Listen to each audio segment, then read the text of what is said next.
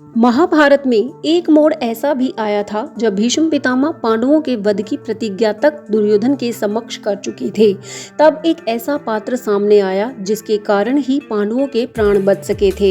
यही नहीं, भीष्म पितामह जो जीवन से संघर्ष करते करते थक गए थे, कहीं न कहीं उन्हें भी विराम मिला था और उस पात्र का नाम था शिखंडी। और इसी बहाने शिखंडी के रूप में अम्बा की वह प्रतिज्ञा भी पूरी हुई थी जो भीष्म पितामह के कारण पिछले जन्म में शिखंडी द्वारा ली गई थी। दरअसल भीष्म पितामह को इच्छा मृत्यु का वरदान प्राप्त था और वे अपनी इच्छा से ही इस लोक से जाना चाहते थे। उन्हें केवल इस बात की प्रतीक्षा थी कि हस्तिनापुर का भविष्य किसके हाथ में होगा। तभी शिखंडी के रूप में अम्बा भीष्म पितामह से मिलने आती है और प्रणाम करती है। तभी भीष्म अम्बा को पहचान कर उसके नाम से बुलाते हैं। तब अम्बा कहती है कि क्या आप मुझे पहचान गए भीष्म? तब पितामह कहते हैं कि हाँ अम्बा, मैं तुम्हें कैसे भूल सकता हूँ, तुम्हें तो मैं देखते ही पहचान गया था।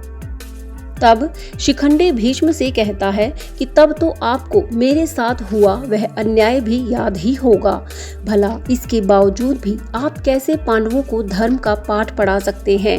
पूरा जीवन आपने कितने अन्याय किए हैं। जबरदस्ती मेरा और मेरी बहनों का अपहरण किया, यहाँ तक कि एक कन्या की इच्छा को भी नहीं जाना गया, क्योंकि कहीं ना कहीं भीष्म आपको अपनी शक्ति का अभिमान हो चला था।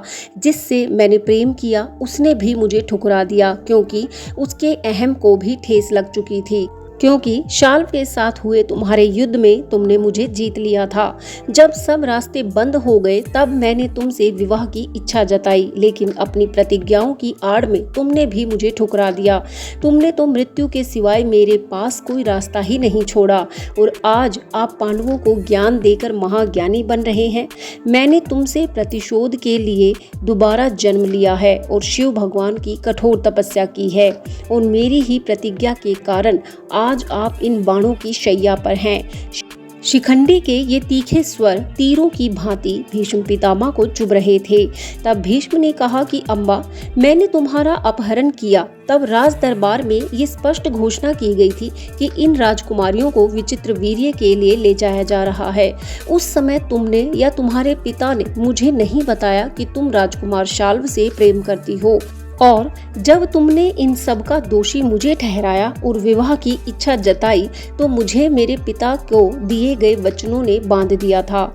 हे अम्बा, मैं कभी भी एक स्त्री का अपमान नहीं कर सकता और ना ही तुम्हारा किया था।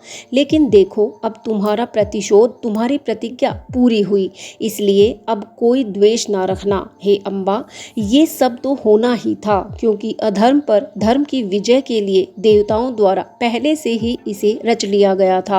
मेरी प्रतिज्ञाओं ने ही तुम्हारे पुनर्जन्म का आधार रखा था। तब ये सब सुनकर शिखंडी को बहुत पश्चाताप होता है और कहता है कि मुझे क्षमा करें भीष्म, मेरे क्रोध की अग्नि में मैं अंधा हो गया था। तब भीष्म कहते हैं, नहीं, तुमने तो मुझे मेरी प्रतिज्ञाओं की बेड़ियों से आज़ाद कर दिया है। मेरे मन में भी अम्बा के प्रति हुआ अन्याय बोझ बन चुका था। अब मैं उसके ऋण से भी मुक्त हो गया हूँ। अब मैं भी मृत्यु के बाद अपने पूर्वजों के समक्ष खड़ा हो सकूंगा। तब ये सुनकर शिखंडी की आंखों में आंसू आ जाते हैं और उन्हें हुए भीष्म पितामह को प्रणाम करते हुए शिखंडी अपने शिविर की ओर लौट जाता है।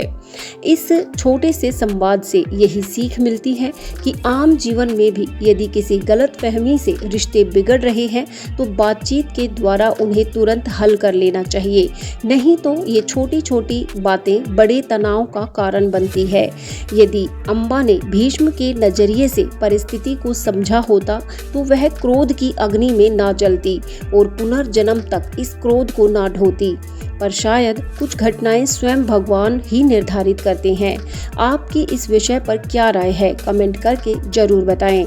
और आपने इस संवाद से क्या सीखा ये भी जरूर बताएं। और ऐसे ही ज्ञानवर्धक वीडियोस के लिए चैनल से जरूर जुड़ें, इसे सब्सक्राइब जरूर करें। यहाँ तक आपने वीडियो देखा इसके लिए बहुत बहुत धन्यवाद। जय श्री कृष्णा।